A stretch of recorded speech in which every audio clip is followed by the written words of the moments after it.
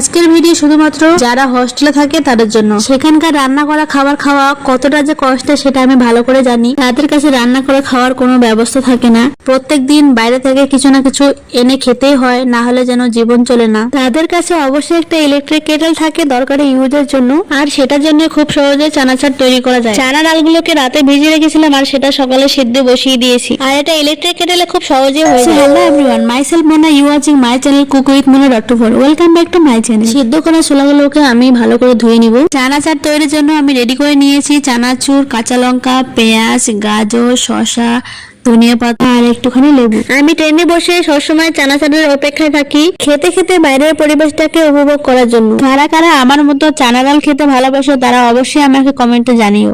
একটা বাটির মধ্যে চানা ডালগুলোকে তুলে নিয়ে গাজর, শসা, পেঁয়াজ দিয়ে দিলাম। এরপরে আমি আগের থেকে কেটে রাখা কাঁচা লঙ্কা আর ধনিয়া পাতা দিয়ে দিব। এখন দিয়ে দিব স্বাদ মতো নুন, পিঙ্ক সল্ট, ব্ল্যাক পেপার।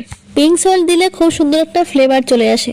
আর আমি দিয়ে দিব সর্ষের তেল, একটু চানাচুর আর একটুখানি লেবু চিপে এটাকে ভালো করে মেখে নিব।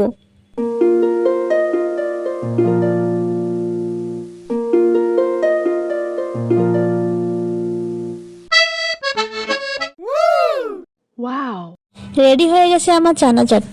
সকালে চায়ের বদলে আমি এইভাবে চানাচাট বানিয়ে খাই, আর আপনারাও জানেন এটা কতটা হেলদি। আর হ্যাঁ, যারা যারা হস্টেলে থাকতেছো দেখছো কি, যাও তাড়াতাড়ি বানিয়ে খাও আর এনজয় করো।